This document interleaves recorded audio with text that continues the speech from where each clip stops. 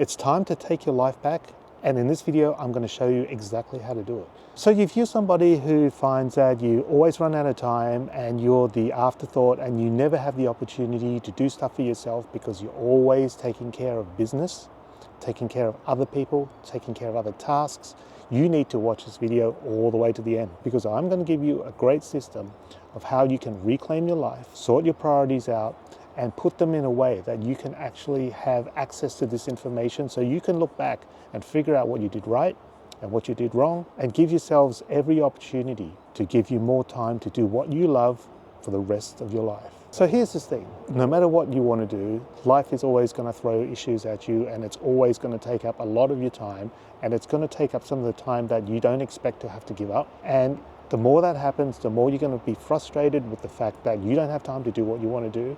And pretty soon you reach the point where you're resentful of everything, you can't keep up, your bills are due and you're late and you're getting fined for overdue payments, you neglect responsibilities that are not negotiable, you forget your appointments, you get calls from people saying, where are you, you're supposed to be here. And if you're like that, things have to change. For a lot of people, this is how our day goes. The alarm wakes us up at some ungodly hour, we get up, we wake the children up, we sort them out for breakfast, we get them to change into their school uniform, and then we either walk them or drive them to school. Then we come home, we pack our dishwasher with all the breakfast dishes that weren't put away, and then we put the washing on, and then we remember that one of the kids has just told us, Mom, Dad, there's no milk left, can you go buy some milk? So you're off to the grocery store, and when you go to the grocery store, it's never quick. It's never a 5-minute thing, it's always an hour thing.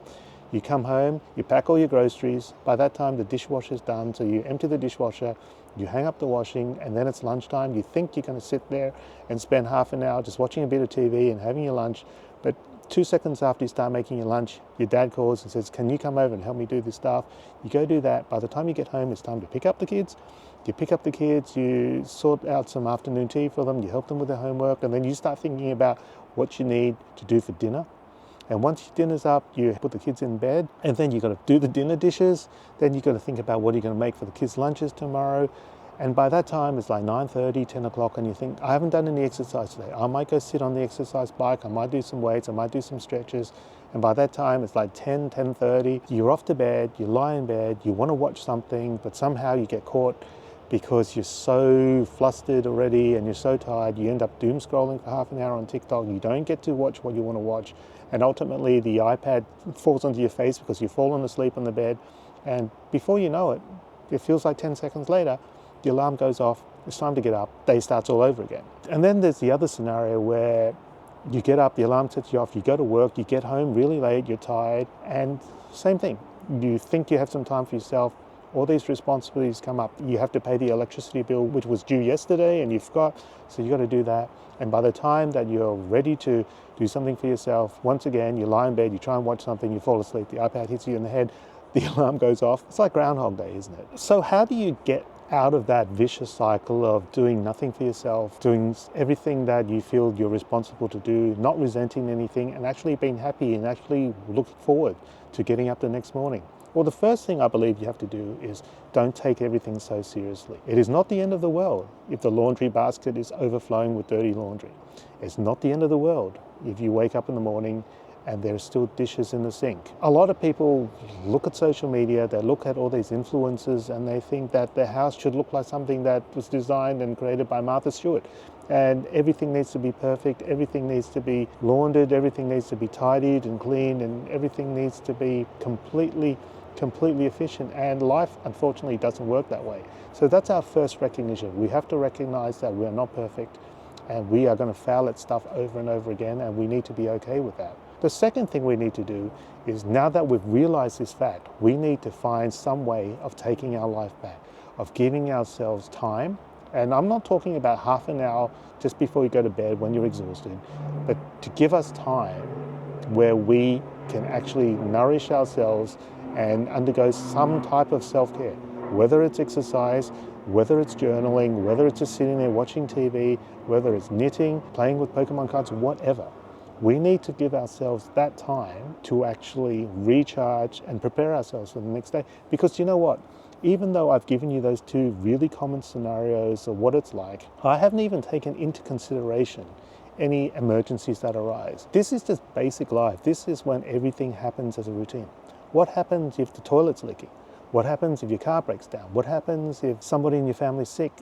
You think that this routine, which I've already described is crap, you add that on top of it and it's like pouring fuel on a fire, and everything just gets so much worse. So we need to have the physical, the mental energy to be able to handle these situations, which will invariably arise at the worst possible times. The sewer doesn't block at 9 a.m. on Monday morning. It usually blocks at midnight on Saturday or Sunday night. Worst possible times. These are things that are always going to happen at some point, and we have to be able to have the capacity to deal with this stuff, and the only way to do that is to reclaim some of the time for ourselves to recharge. So now that we know what we have to do, how do we go about it? The only way that I know that can be maintained on a consistent basis is we have to allocate time. And the way to do that, we have to be efficient with our time. And that doesn't mean being obsessive and writing every single thing down and having everything planned to the T, because life doesn't work like that. There's an expression that goes somewhere along the lines of man plans and God laughs. We need to just have a system that we can fall back on, especially when the times are rough, to get ourselves back on track. And this is what I believe journaling does for us. Now, journaling is different to calendar. It's not just about writing down what we have to do and when we have to do it. It's about writing up about our thoughts so that we can think about them and work out how we can change ourselves for the better. In that case, it kind of resembles like a diary, but a lot of us use a journal as a whinging platform. It's like, this person was crap, I hate it today, this happened, this broke down, somebody yelled at me, this sucks, everything's really expensive, and I feel like crap. That's not the purpose of journaling, in my opinion, because you know what they say about complainers. The only people who care about you complaining are people who are also complaining about their own stuff. My thought and my view of what journaling should be is actually it's a platform for you to express your feelings and your emotions, to look at what's happened in the past so you don't repeat it for the future, especially if it's something that you don't want to happen. And it's taken me a long time. It's taken me many decades to discover the importance of journaling. I've started, stopped, just because I've never been able to keep it up, because I've never felt it was a good system, because I have defaulted always to the complaining part of journaling, and that is the worst thing you can possibly do, because you don't want to look back on your journal if you've actually managed to sustain it for more than 2 weeks of all it be is complain after complain after complain, because it doesn't get you anywhere. So now that we know what the purpose of journaling is, what is the best way to do it? This is what I'm going to devote the rest of the video to explain. Everybody's going to be different. I'm very technically minded and I'm very obsessive in my own ways, and I've always thought that doing it digitally was the best way because it helps you combine everything. So you can do your calendars, your to-dos, you can do your emails, your messages, your diary, everything goes into the same thing, and you've got this on your portable device that you can carry everywhere. But there are so many issues with that. And I have made recent videos where I have talked about me trying to spend less time on devices and spend more time in the moment. And having every single part of your life documented on a device does not help you to do that, because your natural reaction is always to reach for that device to check stuff. And you're not only checking on your diary, you're not only checking on your calendar, but you're checking other dumb stuff, social media, sports scores, weather, news, and all that kind of stuff. And that is exactly what I'm trying to stay away from, even though you can hear my watch constantly beeping with notifications. I can turn them off, sure, but turning them off doesn't necessarily stop my instinct or my habit of reaching for a device and checking stuff. This is my system.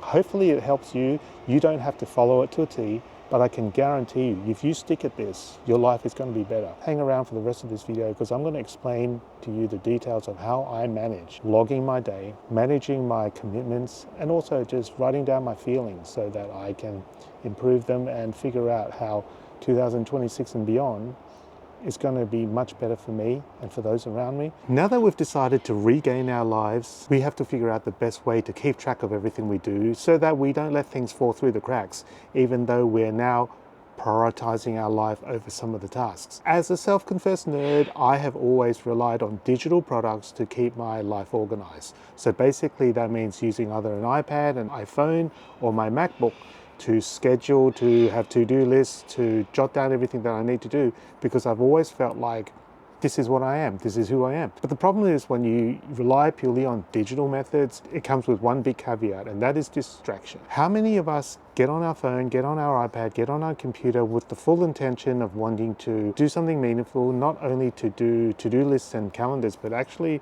write down our thoughts and feelings, but somehow we find ourselves getting distracted and we end up doom scrolling, we end up looking up stuff on the internet, checking messages, checking emails, answering phone calls and all that kind of stuff. And that does not work for me anymore, because I feel like my life has been in some ways being controlled by the fact that the digital tools that I'm using has caused me to lose my focus and just have my attention spread all over the place. And it's stopping now, and I have figured out my way. Now, this may not be your way, but I think that if you see what I'm doing and somehow incorporate some of this, if not all of it, into your workflow, it could definitely make your life better and give you back some control, and most importantly, give you back some of your time. Now, I truly believe that in order to improve our lives, we need to have a record of what we're doing and what we've done, so that we can learn from our mistakes, we can learn from what we've done right and what we've done not so well, so that we can plan in the future and do things that saves us time and actually gives us a higher quality of life. And to do that, I believe in this thing called journaling. There are so many ways of journaling, and you just need to find the way that is best for you. I'm just going to go through the 3 main ways that I've tried and what I think is the best way that I've discovered to help me get my life back in order without all those distractions that I mentioned before. This is the smartphone. You can either use this or an iPad or a MacBook, but it's all pretty much the same. The thing about journaling on a device like this is there are benefits. The benefits to me, and this is the reason why I've always, up until this time, used this as my device to record my thoughts, and it's the fact that it's digital. So what that means is you can synchronize every aspect of your life. There are so many apps, whether it's Notion, whether you're just using Outlook or Calendar, and anything that allows you to just unite everything, bring everything together into one spot. So when you have your calendar, you can check that up, you can link it to your to-do list. It sets alarms and reminders, it tells you when things are done, and you can just use a little on-screen keyboard, or if you want, you can get another keyboard, or if you're using a laptop, it comes with a built-in keyboard, and you can start typing in your journal, your thoughts. The other benefit of using a digital system like this is if you make errors, you can just delete them. You can transfer them from one device to the other. And you can also, unlike a paper system, if you need to add an extra bit, you can just insert, you can copy and paste. You don't have to do things over and over again like you would have to do on paper. So there are the benefits.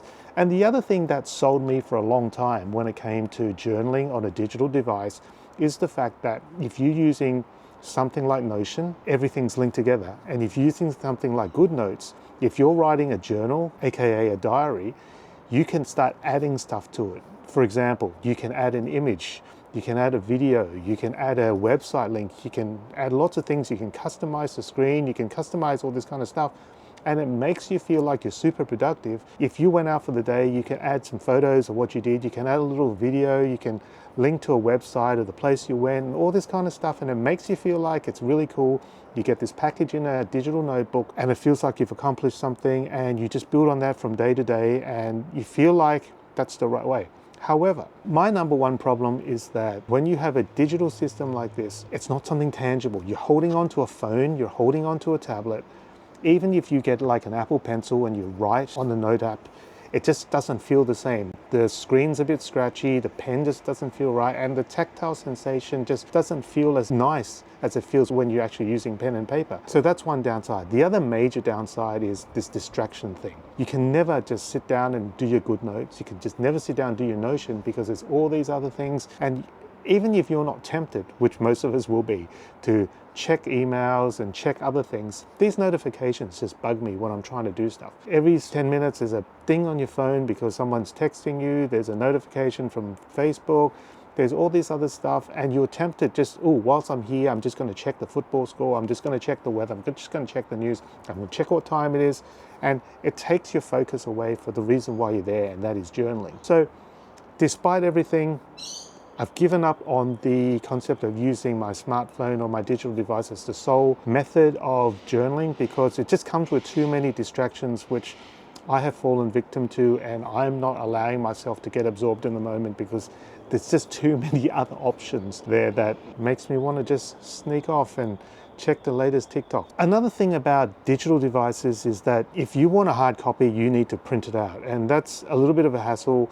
I don't have a very good printer. I know that's a lame excuse, but I just want to have something that you can just have straight away, and the digital isn't it. So my next move was to get this thing. This is a reMarkable Paper Pro Move, and this is just the baby version of the reMarkable Paper Pro, which is just a bigger thing. The benefit of this is it's kind of like the same as digital note-taking. However, it has a few benefits. Number one is the screen.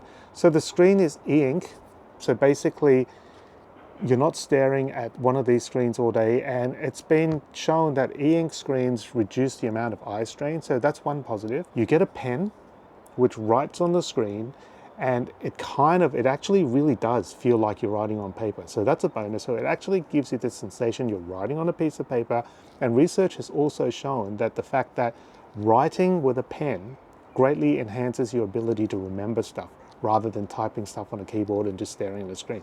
So two benefits. I tried to create a bullet journal using the reMarkable, and it kind of works. There's a template that you can download from the reMarkable website, which sets it up, and you've got hyperlinks to different sections, and it kind of does fit in the ethos of the bullet journal system. However, I just find a few things that are lacking. As much as I love to use my reMarkable as an exclusive method of journaling, the thing I found that I don't like so much is I just don't like the fact that we have to compromise on the iPad situation, where I would like to, if I go on a nice trip, if I do something nice, I'd like to be able to stick some memorabilia in there. I'd like to be able to insert a photo. I'd like to insert a video. I'd like to be able to get a ticket from the bus and stick it in there. And you can't do that so easily with reMarkable. I don't even think there's a way that you can take a picture of the ticket and put it in there as part of your document. So that's the thing that kind of upsets me a little bit. One of the things that annoyed me about reMarkables in the first place is that it doesn't even come with a clock. The only internet kind of access it allows you to sync your files from one device to the other, which is great for backing up. But you can't even see the clock. The argument is it's a distraction-free, focused device where you're just doing what you're doing and you're not worried about anything in the world. And one of those things is you're not worried about the amount of time you're spending. So you're fully immersed, which is great.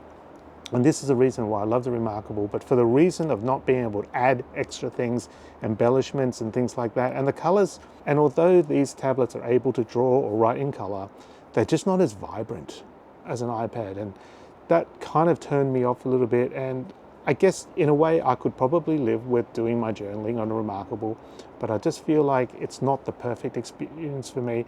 And I went searching for a third option, and I think I've come upon the perfect combination, which I'm going to use from this point on to organize my life and also record my thoughts. So enter a paper notebook. This I purchased from Amazon. It was for about $35, $40. It's an STM brand notebook, which comes in a book cover, which I love. And the reason why I picked this one is because I'm following the principles of bullet journaling, which is an entire video in itself, but I'll show you the basics in a sec. This notebook comes with a pen. It comes with some of these bookmark things. It's very premium quality. When you open up, it's 150 pages and it's 160 GSM. So what that means is basically the paper thickness. And the reason why you want a notebook with good amount of thickness in the paper is so that the ink that you write on, especially if you're not using a ballpoint, if you're using like felt tip pens and highlighters and stuff, you don't want it to bleed through to the back page, because there's nothing worse than when you write something nice and you turn it over and all the colors go onto the back. And I just don't like that aesthetic. So this is a very thick papered notebook. It has 150 pages and it's kind of already set up for bullet journaling, but you can do whatever you like with it. It comes with this guide, comes with this pen, like I said, and the book cover. And I'm just going to show you, before I start writing in here, the reason they have this elastic band is to hold the notebook together. One of the benefits of having a physical notebook is that if you want to, you can go out and you go on a nice train or something like that and it comes with a ticket, you can stick it into this notebook.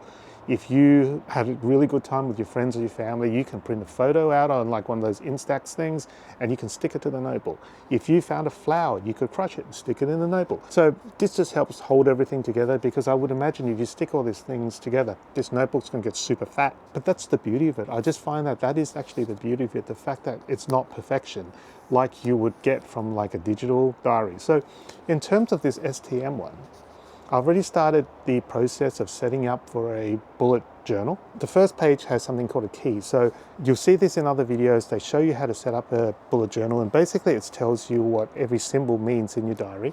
The next one is just a title page with my name and a date of when the journal started and when it will end. So obviously the two part is currently not filled in. There's a blank page which I'm thinking about writing like a mission statement or putting in some inspirational quotes, because I think that would be really cool. And you start off with an index. There's 4 pages for an index, so I'll explain the reason why you need an index in a bullet journal shortly. And following on the principles of the bullet journal, I have converted the next set of pages into what's called a future log. There's 3 months per page, and I've done this for a total of 4 pages, so that's actually 12 months. With a 150-page notebook, I don't envisage it's going to fit more than 12 months worth of stuff. And the whole point of the future log, and this is the thing about any journaling system, is you've got to adapt it for your needs. I may not be giving you the precise interpretation of what the bullet journal is meant to be, but I'm going to kind of put my little spin on it because I think that's the only way I can understand it. And from my understanding, the future log is when you put stuff in there that is scheduled for the future. So for example, if you've got a birthday party on January 3, you put it in the future log, put it in there. And it just acts as a reminder of something that is for the future. Because I'll explain right now, the reason for that is the next section is what's called the monthly log. So right now we're in October, and the beauty of a bullet journal is the fact that you don't have to start stuff on January 1. You can start at any day of the year that you want, and it just flows. Here in October, on one side, I've got every single date numbered, and I'm going to put the day of the week next to it as well, just as a letter. And on the next page, I've got a list where I'm going to put all the October tasks. So everything I need to do in October, I'm going to put on this list. And this is my main thing that I'm going to use for the month to help me schedule what's happening in the upcoming 30 days. Not so much 30 days, because right now it's like the 18th, so there's only 12, 13 days left of the month. And then following that, we have what's called daily logs. So right now, today's the 18th, so set it up, 18th of October, Saturday. And what I'm doing here now is I'm going to write down all the to-do stuff that I have for the day. I'll write down anything that I've got scheduled today and any notes. So basically my intention with this is to write up stuff like, today, I need to wash the car. I need to pick up the dry cleaning, for example. And the schedule might be 5 p.m. meeting somebody for ice cream. And they're my entries. And notes will be just anything I feel during the day. For example, I didn't feel like eating breakfast today, I felt a bit headachy, whatever. You jot that down, and now it becomes a record of what you have to do or you need to do, and also a record of what you've done. So you get it? It's like, not only is it a planner, work efficiency, getting things done kind of system, it also lets you look back. So in 6 months, when you look back, you're going to see what you did on a particular day and how you felt and all that kind of thing. And this is where people will ask, well, if you've got a fixed journal, what happens if you need to add stuff? For example, if you add an extra section, but you want to fit it between this other section, in a digital thing, you can just move the pages around, but in a physical situation, you can't. And that's where the index comes in. For example, I've started the index, and future log takes pages 1 to 4, because all these pages are numbered on the bottom, and October starts on page 5. So if I go to page 5 to 9, for example, for October, and on page 10, I decide to do something else, because one of the beauties of any type of journal is you can add another section. So for example, these are collections, but you can call them whatever you want. And if you want to insert like a habit tracker of the days that you've been to the gym, the days you've drank 8 glasses of water, you can add a page for that. Or if you just want to add another list, like books I want to read by the end of the year, Nintendo Switch games I want to have played by the end of the year, music that I want to download, all that kind of stuff, you start on a page. But pretty soon you're going to find that you've got half of October here, you've got books I want to read here, and then you want to add more October stuff. So how are you going to find it? You find that by putting it into the index. So October might be pages 5 to 8, and then pages 13 to 19, and then pages 22 to 26. Even though it feels like it's all out of order, it's not, because you've got it indexed. And obviously, if you've seen people doing this on YouTube and TikTok and Instagram, they've made their bullet journals super aesthetic. They've added washi tapes, they've added ribbons, stickers, different colors, pictures, diagrams, photos, all this kind of stuff. And basically the sky's the limit. You can do whatever you want, but this is just a very, very basic, simple layout that will get you started, because what happens is your journals will evolve. So you start off with the basic stuff, and if you do a habit tracker which tracks, for example, your sleep and your mood, you may find that next month you might also want to track your ovulatory cycle, or how many steps you've done at the gym, or how many times you didn't eat junk food. So the next habit tracking graph for November could look a lot different to October, and it doesn't matter. It just shows that you've grown. And that's the whole thing about journaling, is to find ways that you can grow and improve your life and improve your efficiency and improve your happiness, and all this kind of stuff involves growth, and your bullet journal is just going to grow with you. So that's what I like about it. So I could easily end this talk about bullet journaling right now, but I have this important thing. Now that I've got this, and I'm really into this paper journaling business, and I'm started to order all these colored pens and all this kind of stuff, and makes me even more nerdy than I am, what do I do with this thing now? Now that I'm doing everything in the bullet journal, is this just an expensive, useless piece of technology now that I'm just going to put in the cupboard like all the other stuff and never use again? This is my hybrid system. You see, when I go to work, when I'm out, I have no intention of bringing this, because the thing about it is, if you record your deepest, darkest thoughts in this journal, you want to minimize the risk of it going missing and being stolen, being damaged, etc. I certainly wouldn't, for example, I know some people do, I certainly wouldn't be putting passwords and stuff in this journal, because it is possible, because it's a physical object, somebody could steal it, it could get lost, and all your personal details are gone. And that's why I don't write stuff like my address on here. I might think about writing my phone number, so in case I lose it, then somebody call me and tell me they found it. But it is a private document, and you just don't want it to be in the wrong hands. So I don't plan to take this out, apart from its size and apart from the fact that you don't want to get wet and all that kind of stuff. I just don't want it to go missing. And this is where it comes in handy. So basically this tablet, without the ability to go online to do other stuff. So basically it's a digital version of the bullet journal where you're not going to get distracted by other stuff. Number one, has a passcode. So if this was to go missing, people wouldn't necessarily be able to get access to the information, and it would still be safe. So that's a plus. What I don't want to do, and what you don't want to do, is to do your entire bullet journal here and then have to go home and transfer it all the way, everything over to the other one. You're not having two copies, because the whole point of this is to improve your workflow and give you back more time, not spend you more time doing stuff that is repetitive. So my plan, when I use this as my companion thing, is called a hybrid system. Part digital, part analog, and it's kind of merging the best of both worlds. Bullet journal stays home. This is my brain dumping device. So when I'm out and I've got this, I will jot down everything that comes to my brain while I'm out. Tasks, notes, schedule stuff. And I've set up a notebook where basically all I do is 1 page per day. Today's October 18, so I'm just going to write down what I'm doing, what tasks I have to do, anything I feel. And then when I get home, I'm going to curate. So I'm not directly, it's not copy and paste. I'm going to curate what I've written in the reMarkable and transfer it to my bullet journal. So obviously with tasks, I'm going to transfer them across. And this thing is, a lot of times when we think of stuff, when we think of ideas for YouTube, when we think of things that we want to do, we're not always at home. So you need some sort of device to have with you so you can record stuff. You can bring a little notebook, but something. A lot of the times I find that I come up with a brilliant idea for a new YouTube video and I don't record it, get home, no idea. Can't remember what I thought. I remember it being a great idea, but now no idea. So with the hybrid system, what I can do is I can jot down everything that happens to me during the day, and then like I said, I curate it, I sort it into a logical order, put it in my bullet journal so that it becomes the primary way that I manage everything. The reason we have technology, the reason that we can get things done well, is when we have the ability to make the best out of every piece of equipment that we have, to make the entire process as efficient as possible. So if it means that I can scribble stuff down on a reMarkable when I am out, and then I can go through it. So basically, if I have notes, I'm obviously going to transfer it across because that's how I feel. And I can actually elaborate on that when I get home into my bullet journal.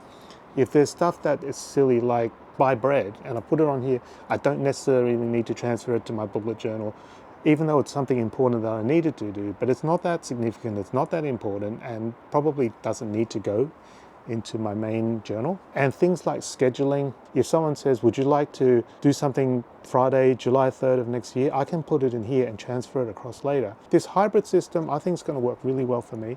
I just can't express myself fully using reMarkable. There's stuff that as soon as I got this and I didn't have the bullet journal and I started wanting to do bullet journaling, the first thing I thought of, what if I want to insert a picture? What if I wanted to stick a brochure of a cafe that I saw or anything like that? I can't do it on here, and that upset me. And I had at least one sleepless night thinking about how I would be able to do that, and I came across this hybrid system, and this is well supported. I actually ChatGPT'd this whole thing about having a hybrid system, and ChatGPT tells me that a lot of people do this because it gives you the best of both worlds. So hopefully some of the stuff I've said has resonated with you and set up your journey to improve your quality of life in terms of making your life more efficient, less distractions, and allowing you to stay in the moment more. Hit me up in the comments below and let me know whether you journal, and let me know if you've managed to keep it up for any significant amount of time, and let me know what methods you use, whether you're digital, whether you're analog, or whether you're hybrid, and let me know if there's any questions that I can answer. I really appreciate you guys watching this video. This is definitely something that's really close to my heart, and I'm really serious about doing all of the things I mentioned to try and get my life more on track. I'm looking forward to seeing you next week in another video. Have a great weekend. Bye.